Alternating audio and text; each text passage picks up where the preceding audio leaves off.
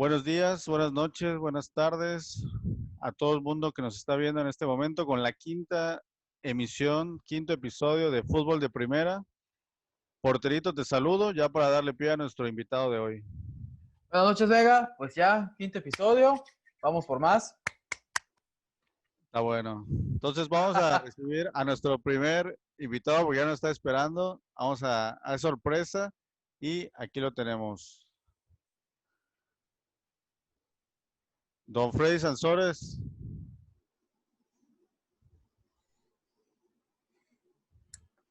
Hola, Carlos. Hola, hola, ¿cómo estás? Buenas noches, Bien, ¿y Freddy. tú? Aquí Hola. te presento a mi amigo el Porterito, un amante del fútbol igual que tú, igual que yo. Y entre los dos vamos a estar Mucho platicando gusto. contigo de temas en nuestra quinta emisión de Fútbol de Primera. Y pues espero que te Mucho presentes, gusto. danos un poco una semblanza tuya, Freddy. Vamos a hablar hoy de arbitraje, porque toda tu familia es arbitraje puro, arbitraje yucateco, y pues háblanos de un poco de tu historia para que la gente te conozca, a los que no te conocen, ¿no? Hola, pues bueno, la realidad de las cosas es que como bien dice Carlos, toda mi familia es árbitro, o sea, desde mi papá. Y yo recuerdo que uno de los factores importantes para que yo me decida para ser árbitro o llevar esta carrera en el arbitraje fue que necesitábamos pues tomar un curso. Y en ese curso que toma mi papá, pues me invita a ir, yo estaba muy chavo, tenía 11 años aproximadamente, y me invita a ir y lo que me llama la atención es que veo que venían árbitros como en ese entonces los Bricio, venían árbitros como Alcalá, venían árbitros realmente de primera división y me llamaba mucho la atención las anécdotas que contaban cuando decían que arbitraban a equipos de primera división, al América, a Pumas, a Chivas y todos los jugadores que yo veía en la tele, ¿no? Y a partir de ahí es que yo decido irme con el tema del arbitraje. A los 15 años me convierto en un árbitro profesional después de haber ido a varios torneos a nivel nacional de forma amateur.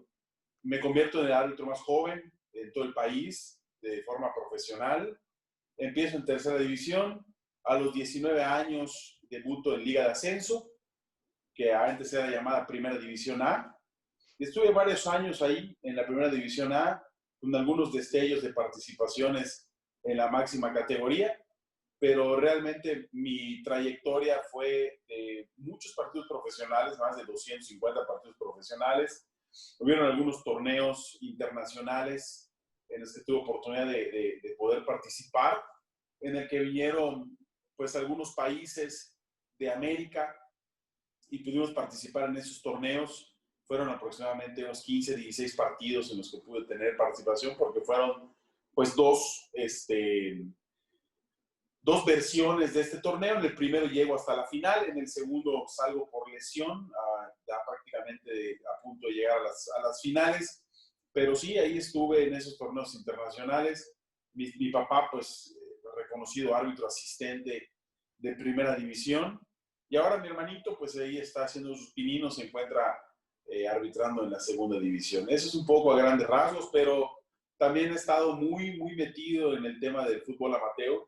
Yo creo que la primera fuerza, a pesar de yo participar, por ejemplo, en partidos de Liga de Ascenso o Primera División A, al día siguiente me iba a algún pueblo a arbitrar fútbol de primera fuerza, entonces siempre llevé muy de la mano toda la parte profesional con la parte amateur. Excelente. Oye, Freddy, bueno, para que conozcas un poco más al Porterito, él es historiador y él, su tesis de licenciatura es sobre el fútbol, ¿no? Entonces, a ese grado llega su pasión por el fútbol, ¿no? Un historiador que lo lleva un poco más allá, ¿no? Entonces, un poco en tu experiencia en el fútbol yucateco, el arbitraje yucateco, un poco cuál es tu análisis histórico, más o menos, cuál es tu opinión del arbitraje general. Bueno, ¿el arbitraje yucateco o el arbitraje que está ahora en la primera división. No, Yucateco históricamente, ¿no? ¿Cómo ha sido la evolución, los representantes Pues que han mira, salido? la realidad de las cosas es que algo que ha jugado en contra, pues es un poco la falta de fútbol de máxima categoría. Yo creo que sí ha habido en la historia del fútbol yucateco muchos árbitros de muy buena calidad, yucatecos también, más sin embargo, no todos cumplían a lo mejor con el compromiso al 100% porque veían la zona geográfica muy lejana a lo que es el centro del país, en donde realmente ahí se juega un fútbol de alta categoría, ¿no? Entonces, el arbitraje yucateco me parece que está en un nivel, ahora a nivel profesional, no lo sé porque no estoy metido en esa delegación, pero en el momento que yo estuve, me parecía que había muy buena camada de árbitros, más sin embargo, nos perjudicaba un poco la zona geográfica. Yo tuve la oportunidad de tener un poquito de más de participación en partidos en la Ciudad de México, porque en un principio decido hacer el gasto, ¿no? O sea, irme yo por mi cuenta a México A la e aventura, ¿no? intentar con algunos partidos, y cuando me ven y se dan cuenta que sí había la capacidad, es que ya, pues, me salió, ¿no? Me salió la inversión. Pero no todos se atreven ni a hacer esa inversión de tiempo, ni a hacer esa inversión de traslado tan lejano y mucho menos de dinero. Oye, esto de, mencionas esto de que la cuestión de la ubicación geográfica que limita el roce profesional, limita un poco al arbitraje yucateco, pero a mí me llama la atención de que, pues, buscando información, vi que tú a tus 21, 22 años, ahí me corriges si estoy mal, tú ya estabas buscando el carnet de primera división. Entonces, Sí. ¿cómo fue eso de que aún con ese obstáculo tan joven tuviste cerca de la primera división a nivel profesional? Y de hecho, no, al menos no me topé con un dato de alguien más joven que estuviese buscando recientemente ese carnet para poder pitar en primera división, al menos no tan joven. Mira, Eso me llamó mucho la atención, la verdad. la realidad, sí, fue exactamente a los 22 años que estuve a punto de estar ya en el grupo de primera división, pero yo era, pues, sui generis en la altura, mido casi 1,90, ¿ok? Entonces, evidentemente, no hay muchos mexicanos que tengan mi altura, y mucho menos árbitros, ¿no? Y ahora sí, ya hay una camada de árbitros que buscan en ese perfil, pero en ese entonces, estás hablando de casi 17 años, ahora tengo 37, hace 16 años, 15 años, no era común que a alguien tan joven le guste el arbitraje, primer punto, y que además tan joven ya haya tenido una trayectoria importante en el fútbol profesional, porque arbitré varias finales de tercera y segunda división. Entonces, al notar que la comisión de árbitros, que yo había tenido una trayectoria de tercera y segunda división, ya habiendo arbitrado finales, y también hay que decirlo, mi papá estando como árbitro de primera división en ese momento, pues mi papá tenía la posibilidad de llevarme con él a ver sus partidos.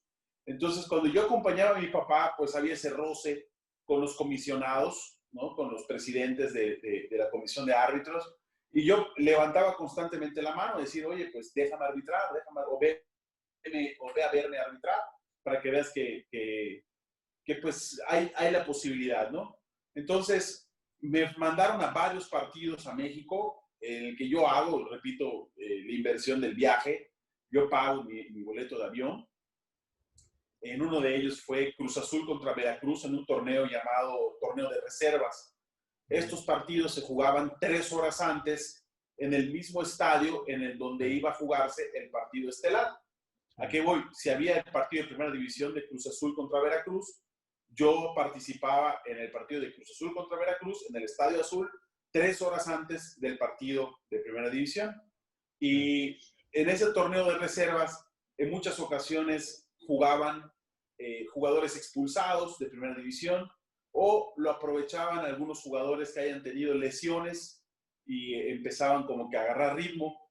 Y en esa ocasión recuerdo muy bien que me tocó arbitrarle en el Cruz Azul a Josgar, estaba como portero, y Loco Abreu había sido expulsado un partido anterior, y él participó en ese torneo de reservas y yo expulso al Loco Abreu por reclamarme y eso como que le llama la atención a la comisión de árbitros. Este chamaco de 20 años le valió madre, ¿no? Expulsar al Loco Abreu. Estaban del Y, nivel, ¿no? sí, sí, estábamos prácticamente de la altura. Y eso hizo que me empezaran a dar más oportunidades y pues bueno, la realidad de las cosas es que ocurre un momento en el que mi carrera se interpone, mi carrera profesional con la carrera arbitral y cuando decido pues invertir un poco más de tiempo en mi carrera profesional, cambian al comisionado de árbitros, entonces como que mi historia vuelve a empezar, ¿no? Y es ahí donde se pierde un poco lo mío. O sea que ese fue un momento de quiebre en tu vida que si hubieras decidido arriesgarte o seguir en ese camino, quizá podrías seguir ahorita en ese mundo, ¿no?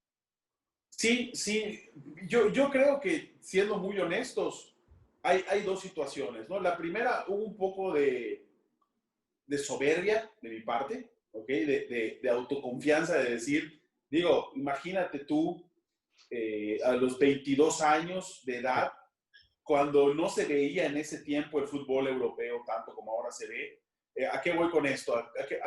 ¿Por qué traigo esa membranza? Porque ahora pocos jóvenes de 20 años ven el fútbol mexicano, ¿no? Pero cuando nosotros teníamos 20 años, el fútbol mexicano era lo máximo. Entonces, imagínate yo sentir que, como bien menciona el porterito, no había ningún árbitro en mi camada de elite, de café de primera división, que tuviera mi edad. O sea, el más joven después de mí tenía 33, 34 años. O sea, les llevaba 11 años de ventaja. Entonces, pues sí me sentí con la soberbia de decir, pues soy chingón, cuando quiera puedo hacerlo, cuando quiera me decido, me sobreconfié de mis aptitudes y a esa edad, pues se te sube un poco, ¿no? A la cabeza, ¿no? Y además, pues ya tenía ese roce de partidos internacionales, de partidos de equipos de preparación de primera división, en fin, yo creo que hubo un poco de desidia y de sobreconfianza de mis capacidades. Oye, y desde tu experiencia al convivir con jugadores de primer nivel a nivel México, ¿cuál es tu opinión del jugador mexicano en general? Mire, yo creo que el jugador mexicano ha ido evolucionando conforme a la educación en México ha ido evolucionando. Muchos quieren compararnos con Europa, pero Europa o otras partes del mundo tienen una evolución educacional y el fútbol eh, lo juegan seres humanos, ¿ok? Y los seres humanos tienen que convivir en un entorno, ¿ok? Entonces me parece que el fútbol mexicano está a la par a la evolución del mismo país, ¿ok? Entonces si nosotros nos comparamos hace muchos años a lo que es México, a lo que es hoy, evidentemente ya se ve un repunte mundial, porque también el país ha ido evolucionando en su educación, en su economía, en su posición a nivel mundial. Entonces, esos seres humanos cumplen con un entorno diferente. ¿Y a qué voy con todo esto? Y no solo hablo con el tema de la educación, sino también el tema nutricional. Ahora el jugador de fútbol o la economía en México que ha ido pues mejorando en los años, te da la oportunidad de que tú como jugador de fútbol pues puedas tener acceso a mejores gimnasios, a mejores suplementos alimenticios, a mejor preparación física, a contar con mejores instalaciones. Y eso evidentemente conforme vas avanzando en tu carrera futbolística y llenándote de esos atributos, pues te hace estar hoy pues en algunos jugadores con destellos de élite a nivel mundial. Entonces me parece que el fútbol siempre o cualquier otra disciplina, salvo destellos que pueden haber visto como fue Hugo Sánchez, como lo fue Luis García, pero al final fueron destellos. Hoy por hoy ya hay una camada europea y no solo eso, vemos que cada vez va aumentando más la presencia del fútbol mexicano en Europa y ya también has visto el jugador mexicano en Europa. Digo, Diego Reyes mide arriba de 1,80, Rafa Márquez también mide arriba de 1,80. Entonces, esa corpulencia atlética sí la busca el fútbol europeo y evidentemente todo va de acuerdo al tema nutricional, al tema educacional, porque pues el ser humano en su entorno en México ha ido mejorando. Entonces, parte de eso también es por eso que yo creo que ahí está el fútbol mexicano con representación a nivel europeo. Oye, Freddy, y en este caso que tú ya tocaste el tema de educación, de preparación profesional, ¿qué tan necesaria es esta preparación profesional de ser ingeniero, licenciado, economista, no sé, la carrera que tengas para ser un árbitro profesional? O sea, puede haber, ¿es realmente necesario? Puede haber que haya árbitros profesionales de primera, de segunda o de tercera que no tengan esa preparación profesional académica. Pues ahora entiendo que ya es un requisito. En el momento en el que yo estaba no era un requisito, ¿ok? O sea, cuando yo formaba parte de la comisión de árbitros, sí lo mencionaban como un requisito, pero en papel no estaba, ¿ok? Ahora, hoy por hoy, entiendo que ya está.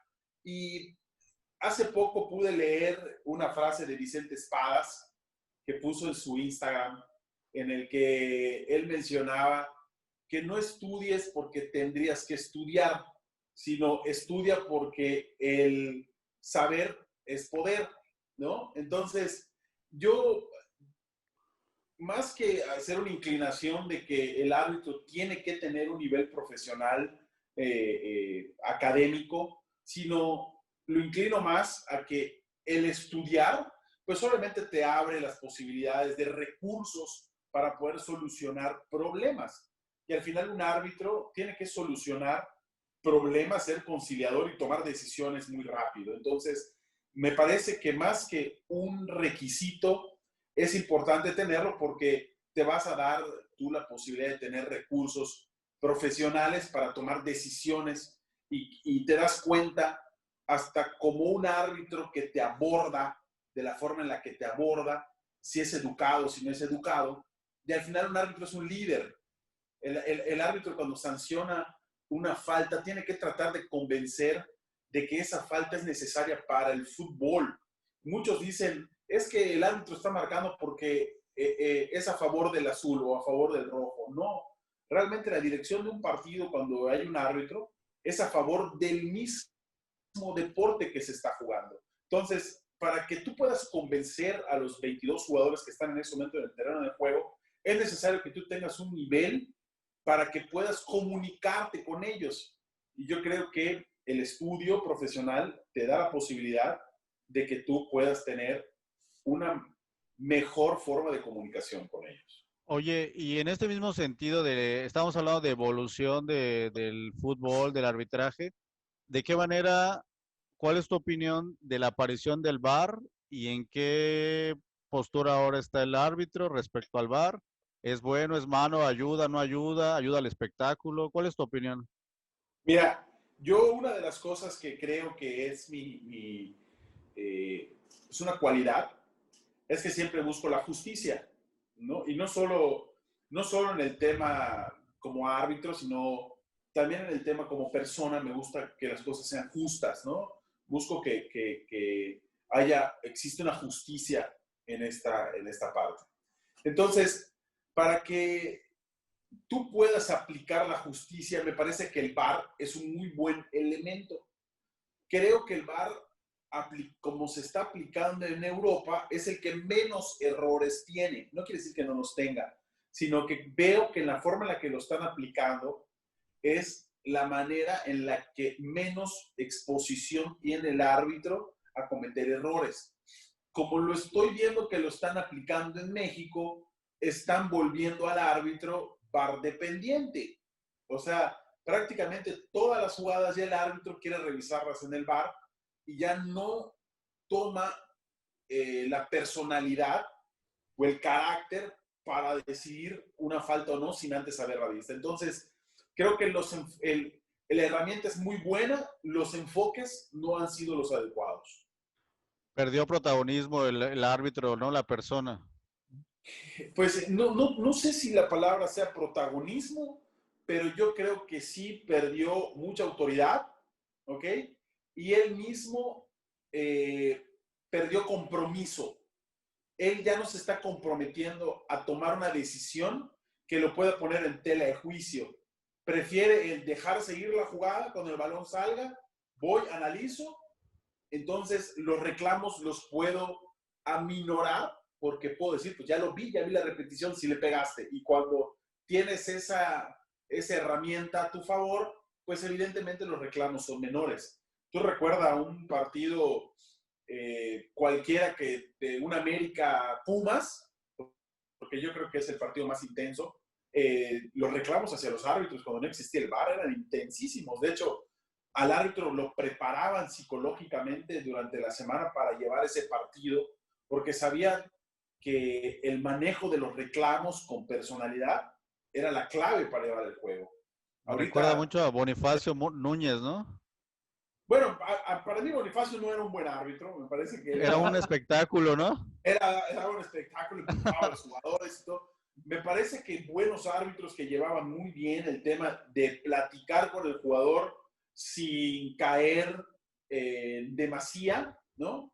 Creo que lo hacía muy bien, para mi punto de vista, Gilberto Alcalá, lo hacía muy bien Felipe Ramos, lo hacía muy bien Francisco Chacón, lo hacía muy bien Antonio Marrufo, Felipe Ramos, Arturo Bricio, era también muy buen árbitro que sabía llevar perfectamente la comunicación. Entonces, ellos manejaban mucho el tema de la personalidad. Entonces, y creo que se ha perdido un poco con eso. Oye, y de ese aspecto, volviendo un poco al VAR, yo considero que podría ayudar bastante al VAR mexicano y al arbitraje la cuestión de la transparencia. ¿A qué me refiero? De que se pudiese ver en la transmisión qué toma están viendo los árbitros del VAR dentro de la cabina, e incluso escuchar qué están debatiendo. Yo tomo este caso del ejemplo de la liga inglesa, de que ahí en las transmisiones del VAR no solamente se ve a los árbitros del VAR en la cabina viendo y analizando las jugadas, incluso hasta se logra escuchar el diálogo entre ellos, o sea, el análisis que están haciendo para decirle al árbitro central, oye, pues nosotros observamos esto por esto, y ya pues el árbitro central toma su decisión bajo su criterio. Cambio, aquí se cuestiona mucho en el VAR mexicano ese aspecto de que hay mucho ostracismo, de que quiénes son los que están dentro de la cabina, qué están viendo, qué están discutiendo, y siento como que dioses. siento que eso está perjudicando al VAR mexicano. No sé qué piensas al respecto. Mira, yo creo que esta pregunta se contesta con la misma respuesta que di hace un momento, ¿no? Con el tema educacional. Estás hablando del primer mundo, en el cual la transparencia es algo normal en todos los sentidos, secretarías, gobiernos y en todo el tema. Y aquí no lo hay. O sea, aquí el tema de la transparencia, creo que estamos a años luz de poderla lograr. Entonces, para nosotros, el manejo de la información, aún aquí en México, tiene que ser un tabú o es un tabú. ¿Por qué? Porque creo que no estamos aún preparados en el tema educacional para llevarlo, ¿no? O las autoridades creen que no estamos preparados para poderlo llevar. Entonces, yo estoy de acuerdo y entiendo que tú las repeticiones que ves en la tele son las repeticiones que ve el árbitro. Hasta donde yo sé, y esto lo sé porque pues aún tengo muchos conocidos en el tema de la comisión de árbitros, la imagen que tú ves en la repetición sí es la imagen misma que está viendo el árbitro central. Lo que sí me parece un tema bastante interesante y de debate es el audio, ¿no? ¿Cómo le podrá decir a él? Y yo estoy de acuerdo que pudiera ser lo más transparente posible, pero pues digo, ¿qué gobierno ha sido transparente con nosotros? Claro. Ciertamente. Hablando, o sea, creo que nos está quedando claro que es cultural, ¿no? O sea, como que tenemos el fútbol que refleja la sociedad y el país que tenemos, ¿no?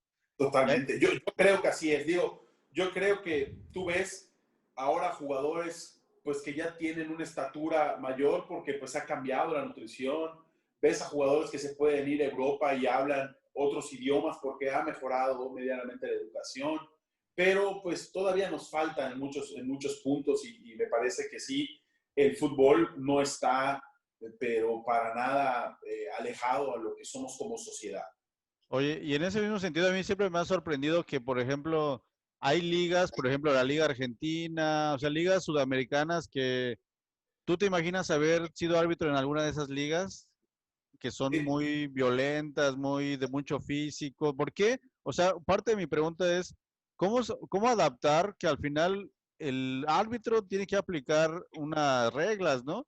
Pero ¿por qué en ciertos contextos o en ciertos países, en ciertas ligas es más flexible o a veces, ajá, como que no se marca a rajatabla, ¿no? Sino como que te tienes que adaptar al entorno, a la liga, ¿o cómo es esto? Pues mira, todo va en función de que tú eres un facilitador de las reglas de juego, del partido, ¿ok? Si tú te estás dando cuenta que ellos están siendo fuertes o enérgicos en sus jugadas, pero se aguantan, pues vámonos. ¿Me explico? O Claro, sea, si tú estás viendo que ellos están jalando la playera y se están diciendo de cosas, pero ninguno se acusa, vámonos. O sea, al final uno busca que el fútbol sea, pues no me quiero escuchar como que ahorita que está muy de moda el ser muy inclusivos, viril, ¿no? O sea, porque pues bueno, esa intensidad o ese adjetivo viril se usaba mucho, ¿no? Que el fútbol tiene que ser. de Aquí, ¿qué es lo contacto. que pasa? Que cuando al jugador que se siente que está perdiendo o que está siendo ya agredido en una forma que ya no puede controlar, es donde el árbitro tiene que saber hasta dónde va a dejar los hilos del títere. Entonces, ahí es medianamente la clave. Yo puedo arbitrar un partido intenso, un partido en el que si no hay reclamos y se están jugando y entienden que es un deporte y lo quieren jugar rudo, adelante. Siempre y cuando obviamente no llegue a un punto violento, ¿no? Pero en el momento en el que yo marque una falta porque lo sanciono y me reclamas, bueno, entonces yo corto para mi punto de vista el manejo del juego porque quiere decir que cada vez que yo quiera tomar las riendas del partido me vas a reclamar. Entonces, a la primera que yo vea que hay un reclamo, entonces voy a estar jalando hasta que tú dejes de reclamarme y entiendas que las riendas las voy a llevar yo. O sea, realmente, y no se trata de decir las riendas las va a llevar Freddy porque Freddy es protagonista, porque no, sino porque mi entorno, yo como árbitro no tengo ningún interés en que gane el azul o el verde, ¿ok? Entonces me puedo mantener frío en las tomas de mis decisiones y puedo ser objetivo. Entonces, esa es la razón por la cual tengo que lograr que con mis sanciones o mis decisiones, ellos estén convencidos que es lo mejor para el partido. Ahí es la clave en la que el árbitro tiene que darse cuenta y buscar los indicadores en el cual sí puedo permitir un partido rudo, pero tiene que estar dentro del límite de que no sea juego brusco grave. Oye, y Oye, tengo en ese otra pregunta. aspecto, Bueno, bueno, voy, ajá, bueno, una pregunta nada más. Oye, o sea, ya hablamos de que apareció el VAR. ¿Crees que aparezca alguna otra herramienta a futuro? O sea, ya hablando un poco a futuro porque ahorita como que el VAR está como que funcionando, digamos, ¿no? Hay críticas. ¿Crees que aparezcan más elementos? Como yo recuerdo que en algún momento había creo que tarjetas azules, ¿no? Y luego que gol de oro, o sea, reglas que han cambiado, como que se ponen a prueba y después desaparecen porque aparentemente no funcionaron, ¿no? ¿Crees que el VAR de repente... Existe, Ajá. existe un organismo que es un gemelo de la FIFA, que se llama el International Board, ¿ok? ¿Qué es lo que hace el International Board? El International Board analiza los diferentes encuentros que hay o diferentes casuísticas o situaciones que se dan en el fútbol en todo el mundo y siempre va a buscar la International Board que haya más espectáculo. ¿Y cómo hay más espectáculo? Habiendo más goles, ¿ok? Entonces, yo creo que siempre va a ir evolucionando el fútbol. Difícilmente veo que exista otra herramienta tecnológica que pueda pues, coadyuvar al VAR, ¿ok? Digo, ya está lo del balón, el chip del balón, ya los árbitros asistentes con los árbitros tienen diademas para poderse comunicar, ya hay banderas electrónicas, ya hay VAR, ya veo muy complicado, a menos que quites a los árbitros, entonces y me pongo a ser árbitro desde solo cámaras. O sea, no creo que lleguemos a ese paso, ¿ok?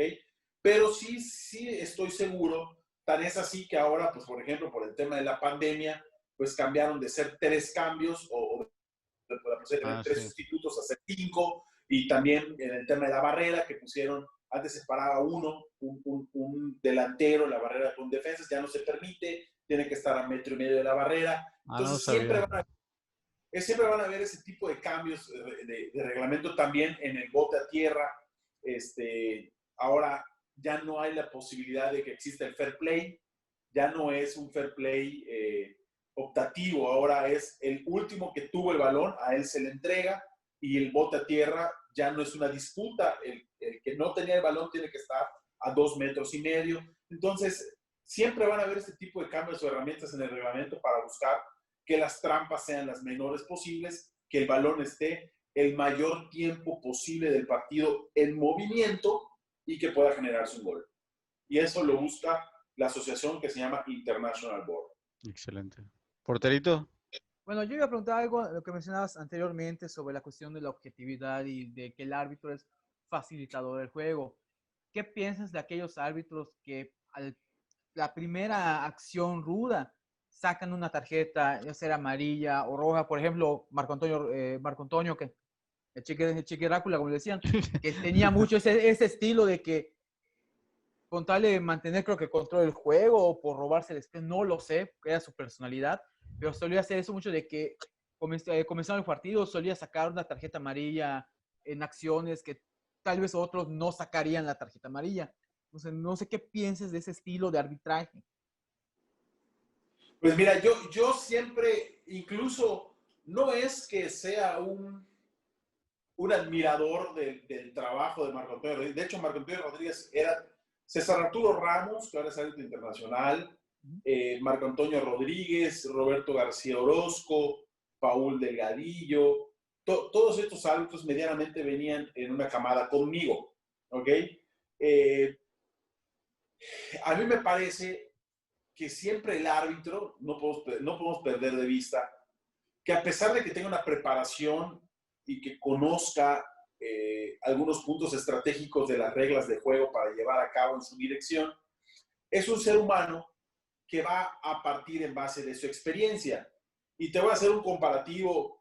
Es un poco difícil entender el mundo del arbitraje, o no es la palabra entender, es un poco difícil explicar el mundo del arbitraje porque no todos los jugadores se interesan en las reglas de juego o en el árbitro, ¿ok? Y los jugadores normalmente se interesan en tener, pues, tacos en tecnología, que el balón tenga un buen peso, que tenga unas medias que le ayude, que tenga una playera que sea lo más liviana posible, pero no se interesa mucho en el tema de conocer el arbitraje, ¿ok? Y tratando de tener una analogía a la par de lo que tú me estás preguntando, los árbitros van en función a la experiencia que han tenido en la toma de sus decisiones. Y también, por ejemplo, los técnicos toman decisiones en base a la experiencia que han tenido. ¿A qué voy?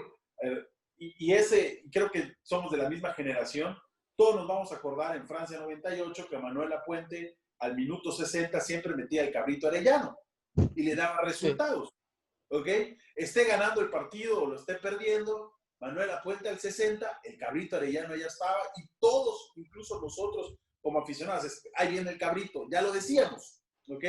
Entonces, el árbitro también funciona en base a sus experiencias, y muchas veces a Marco Antonio Rodríguez le funcionó la estrategia de mostrar tarjetas para que pueda tener el control del partido. Entonces, básicamente va en base a un estilo de una experiencia adquirida al notar indicadores en diferentes partidos en el que le funcionó cuando vio una patada de ese tipo mostrar la tarjeta roja, o le funcionó que en el primer minuto que a un jugador le reclama de forma airada mostrar la tarjeta amarilla. Entonces, pues obviamente a alguien que le funciona una dosis busca replicarla. Y creo que esa era la estrategia que llevaba Marco Antonio Rodríguez. Oye, y una pregunta. Aquí hablábamos hace rato de educación y tú mencionabas que hay muy poca gente, muy pocos chavitos que quieran ser árbitros, ¿no? Entonces, si de repente, o sea, ¿de qué manera fomentar más a la juventud que le nazca ser árbitro? Y si ya les nació ser árbitro, ¿cómo me preparo? ¿Dónde tengo que ir a estudiar? ¿Hay una escuela de profesional de árbitros? Todo Mira, esto. el tema de fomentar el arbitraje, yo creo que en un principio, para la gran mayoría, no me incluyo en esa mayoría porque yo vengo de sangre de árbitro, ¿ok? Pero la gran mayoría de los árbitros que no vienen de una herencia arbitral, empiezan el arbitraje porque ganan un dinero, ¿ok? O sea, el árbitro cobra por ser árbitro en un partido de fútbol y en muchas ocasiones jóvenes que se dan cuenta que por arbitrar un partido de segunda fuerza, que son 2 tiempos de 35 minutos, en total en hora y media se ganan 400 pesos, son muy buenos, Muy bueno. ¿no? Entonces, evidentemente, el arbitraje se inicia en muchas ocasiones, o la gran mayoría de las ocasiones, por una necesidad económica o por una oportunidad económica, ¿ok? De ahí en fuera, lograr fomentar un semillero de árbitros desde muy joven es un poco complicado porque la gran mayoría busca ser primero jugador y si las cosas no funcionan como jugador, buscará la forma de estar dentro del fútbol de alguna de sus ámbitos. No puede ser como entrenador, balonero, preparador físico, administrador de una cancha de fútbol, dueño de algún equipo o árbitro, ¿ok? Entonces, realmente tiene que venir de un gusto o de una herencia, como en mi caso, ¿no? En el que, pues, mi papá es árbitro y al ver, obviamente, yo estar en ese entorno, pues me di cuenta que quería ser árbitro, ¿no? Entonces, el que lo puedas fomentar, básicamente, o lo traes como pasión, o bien hay un área de oportunidad económica. ¿Y cómo puede ser árbitro? Pues mi papá, que estuvo muchos años en el fútbol de primera división activo, él es ahora el delegado estatal de árbitros y él da estos cursos de arbitraje que son totalmente gratuitos. Él da estos cursos en los que te da la regla y bueno, él al ser el delegado de la Comisión de Árbitros de acá de Yucatán, tiene la posibilidad de designar árbitros de primera fuerza y de otras ligas a nivel estatal y es ahí donde va teniendo la formación del arbitraje. Oye, pero también juegas fútbol, ¿no? Si también te gustaba jugar fútbol, ¿te gusta jugar fútbol? Sí, claro, obviamente me gusta. De hecho, tengo título de director técnico Ah. también. Entonces, yo creo que soy un apasionado del fútbol, al grado de que, pues, fui jugador. La realidad de las cosas es que no uno de los mejores jugadores que pueda haber, pero pues ahí le damos un poquito al intento. Y de ahí también tuve la oportunidad de estar, pues, como narrador, ¿no? De fútbol. Jamás me imaginé, digo, creo que es el sueño de todos poder platicar de fútbol y es algo que estamos haciendo nosotros también, pero tuve la oportunidad y aún sigo ahí de narrar los partidos de fútbol, entonces estoy en todos los ámbitos posibles del fútbol y sí, definitivamente me gusta jugarlo, pero no, yo creo que de todas las escalas soy mejor árbitro que narrador, mejor narrador que director técnico y mejor director técnico que jugador de fútbol. ¿Y Digamos que en el qué ramo soy posición? el mejor. ¿Qué ¿El qué? posición juegas? Defensa central. Oye, y ya hablando ya de fútbol, ya se nos va a acabar el tiempo, pero solo un comentario de la convocatoria, que tú, Porterito, tenías un dato de que se canceló, no sé qué onda, Sí, explícanos.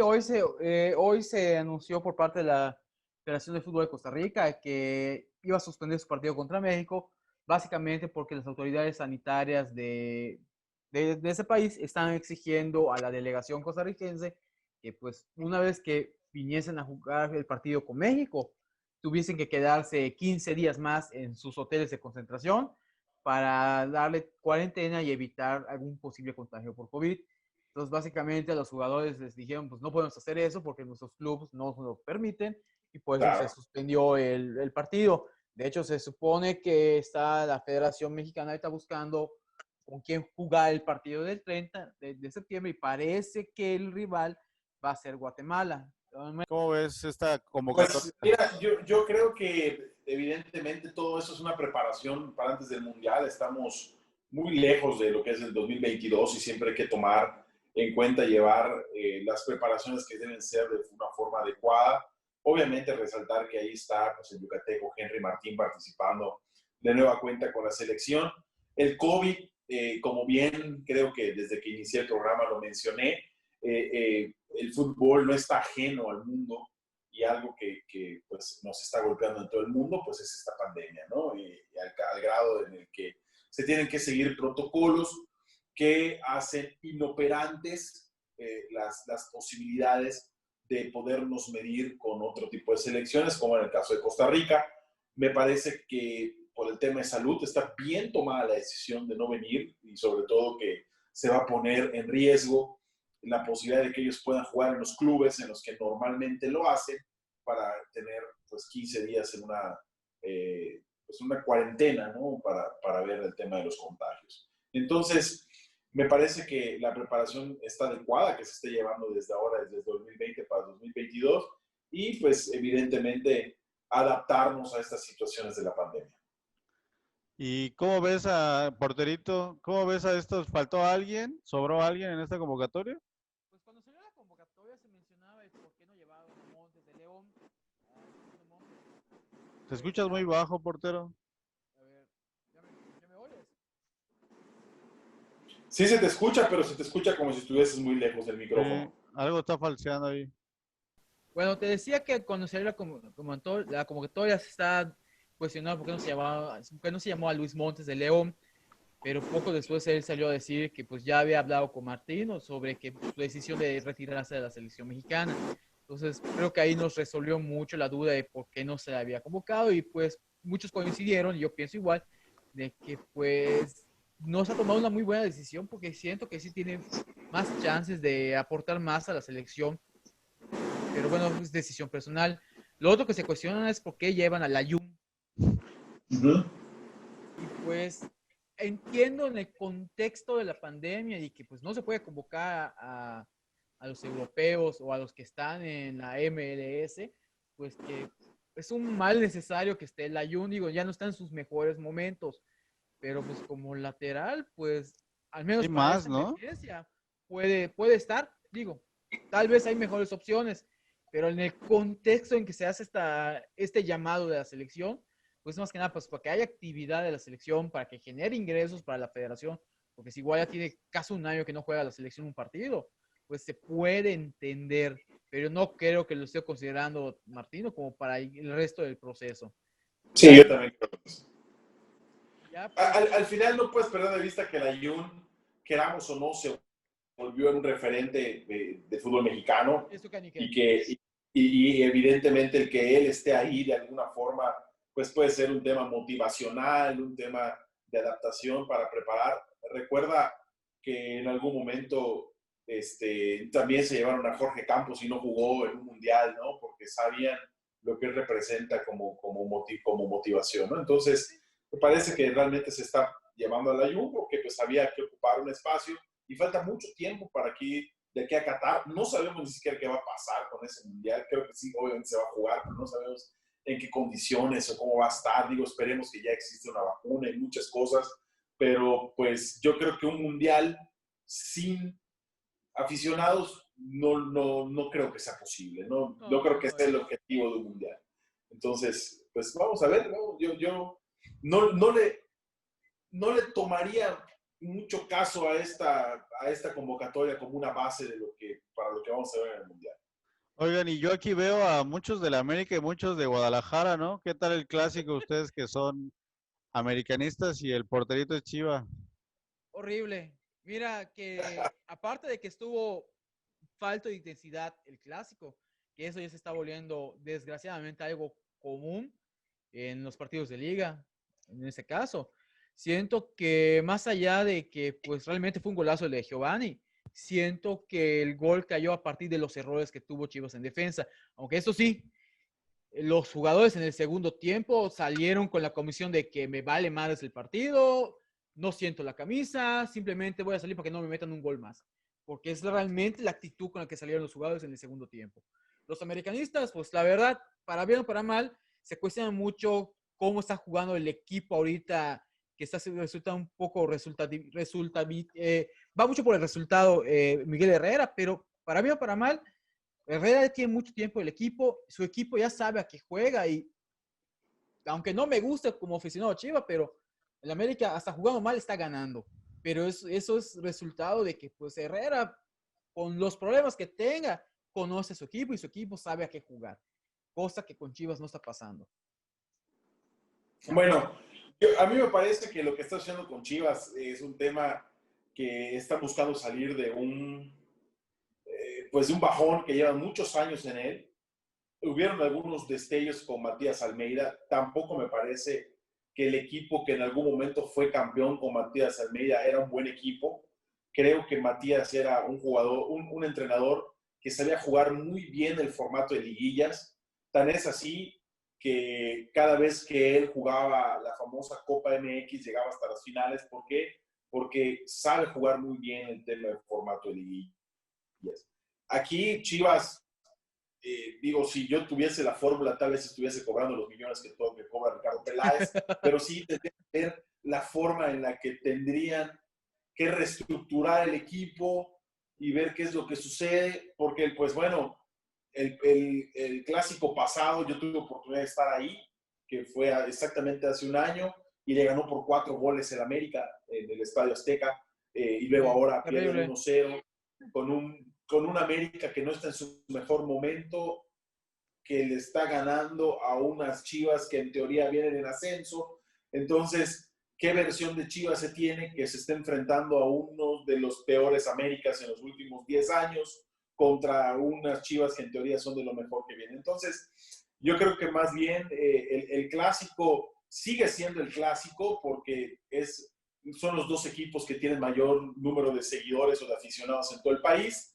Más sin embargo, me parece que en intensidad pues, se ha perdido mucho desde el hecho de que Oribe Peralta hace un año tenía una camisa y ahora tiene otra. Me parece que regresamos un poco en el tiempo cuando Vergara dijo que no iba a contratar a nadie más que haya venido del América. Creo que esa ideología debió continuar para Chivas, porque Sí. ahora que permitieron que regrese Molina, que esté ahí Oribe Peralta, pues definitivamente de nueva cuenta se vuelve a prostituir un poco el clásico, ¿no? O las camisas en esta parte. Entonces hay que regresar a esa estructura en la que un Chiva no puede vestir la camisa de América y uno de la América no puede vestir la camisa de las Chivas, y creo que de nueva cuenta a lo mejor va a remover esas pasiones para que exista intensidad en los partidos. Sí, como dices, estamos viendo los tiempos de la promotora cuando manejaba Chivas en la final de los 90, donde vimos ese intercambio de que se fue Ramón Ramírez de Chivas a Cruz América y llegó Osvaldo Sánchez de América a Chivas. Entonces, no puede suceder eso. Y realmente en el caso de Oribe, yo siento que no debió llegar Oribe a Chivas. O sea, el momento en que Oribe debió haber llegado a Chivas fue cuando se lo llevó a América. Si en ese momento Chivas no lo pudo obtener, ya no se debió mover nada más por él. Como dices, Claro. el que haya llegado, pues desluce lo que son las instituciones.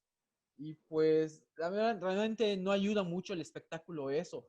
Incluso la propia afición de América perdió pues alguien que es un ídolo para ellos, que es Oribe.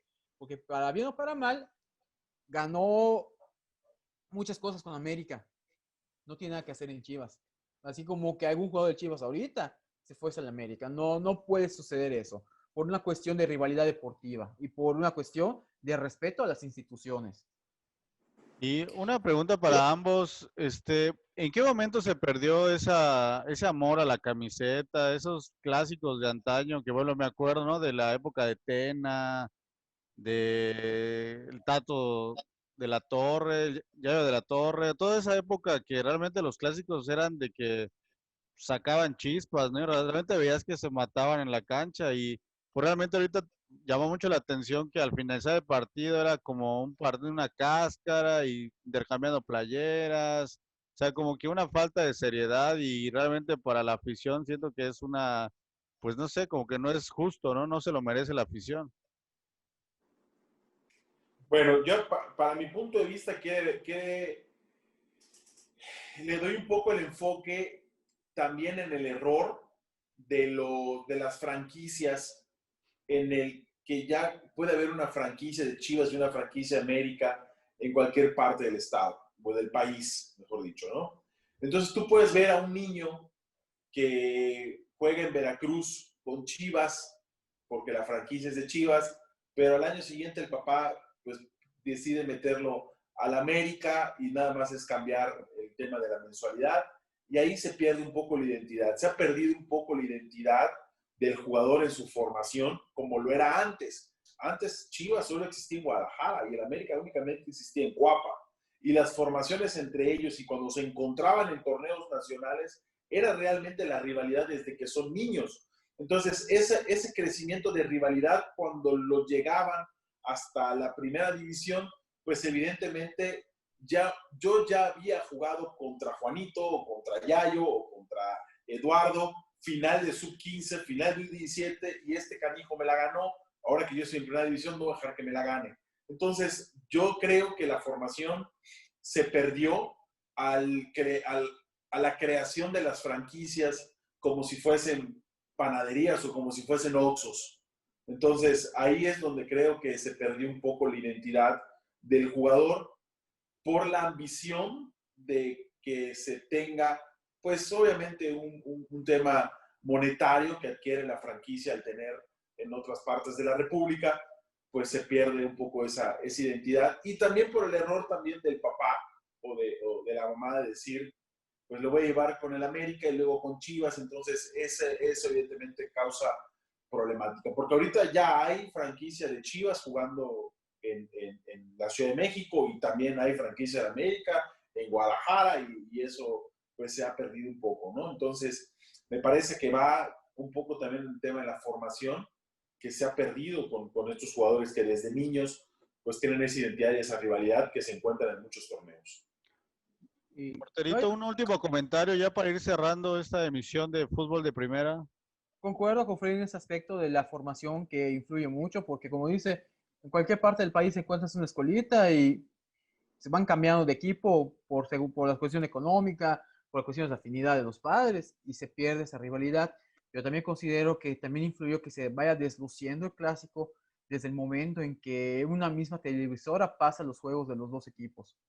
Acuérdense que antes era América representaba a Televisa y Chivas era el equipo del pueblo. Y en su momento lo pasaba Imevisión, luego TV Azteca. Y en algún momento de los 90 Televisa compró los derechos de transmisión y es cuando empezó ese desfile de jugadores de que pues el jugador de aquí de América se pasa a Chivas y de Chivas pasa a América y a partir de ese momento ante el aficionado se fue perdiendo esa rivalidad porque cómo es posible que el mismo equipo, que la misma televisora que es dueña del acérrimo rival pase los partidos de mi equipo. Esa es una. Lo otro también pasó con las narraciones de los partidos. De repente, comentaristas o analistas que se sabe que están identificados con el América o con el Atlas, por ejemplo, narraban los partidos de Chivas. Entonces, eso ante la afición puede haciendo que pierda fuerza esa rivalidad y obviamente, pues el intercambio y el amiguismo en las instituciones también hace que entre los propios planteles no haya esa rivalidad, porque dices, sabes que en cualquier momento vas a cruzar de ciudad, vas a ir a otra ciudad con el otro equipo y de repente puedes regresar. O sea, yo siento que eso ha contribuido a que se pierda esa rivalidad ante la afición y entre los propios jugadores. Ok, bueno, Freddy, ya agradecerte esta participación aquí con nosotros. Espero que no sea la primera ni la última. Y un último comentario para despedirte de esta emisión. No, pues felicitarlos por esta aventura. No es fácil atreverse a transmitir, a dar tu opinión, a dejar en las redes sociales foros pues de esta índole, caseros, ¿no? Que muchas veces las ideas empiezan de forma casera. Entonces, felicitarlos y que continúen con el programa y que evidentemente yo soy amigo del programa de fútbol de primera y puedan contar conmigo las veces que ustedes lo necesiten. Muchas gracias, Porterito. Un último Gracias. comentario. Pues agradecerle a Freddy por su asistencia a la transmisión. Se agradece que alguien de su talla en nuestro aspecto deportivo local y pues peninsular haya accedido a participar y colaborar con nosotros en esta emisión y que espero que pues a futuro podamos verlo otra vez compartiendo discusión, plática e ideas con nosotros. Excelente, No, pues un placer, un placer. Muchas gracias a ustedes. Y por favor, siempre hablar de fútbol, desde sentado en una banqueta en la esquina hasta en un estadio, para mí es gratificante. Entonces, y la verdad, saber que, y siempre lo he platicado mucho, yo siempre he mencionado a Alejandro Torres como un gran amigo con el que hablo mucho de fútbol, y él y yo siempre hemos concordado en el que aquí en Yucatán hay mucha gente que sabe mucho de fútbol y que realmente tiene una pasión enorme por este deporte, y pues ustedes son prueba de esto. Ustedes son gente que pareciera que, como los superhéroes, ¿no? De día tengo una profesión y me dedico a una cosa, pero de noche sale mi pasión. Prácticamente así es esto, ¿no? Entonces, la realidad de las cosas es que yo me atrevo a decir que mucha gente está mucho más preparada que yo en el tema del fútbol aquí mismo en Yucatán, y pues bueno, los felicito y que sigan investigando y promoviendo este deporte que es muy importante. Muchas gracias, Freddy. Pues estamos pendientes. Este es un foro abierto y pues aquí este es el quinto programa. Esperamos que sean muchos más y tener más seguidores y hacer debate y hablar de fútbol, que pues que todo salió de la pandemia, que no teníamos fútbol. Pues hay que crear espacios para hablar de fútbol, ya que pues ni poder echar la cáscara podemos, ¿no? Y pues ojalá algún día hasta echar la cáscara, nos echemos una cáscara con la banda, ¿no? Claro que sí, estoy seguro que sí, amigos. Muchas Ok, felicidades y muchas gracias por la invitación. Contrario, muchas excelente, gracias pues a ti, Freddy. ahí Buenas está, noches. aquí finalizamos esta quinta emisión de Fútbol de Primera. Estén muy pendientes y compartan y entren al debate con nosotros.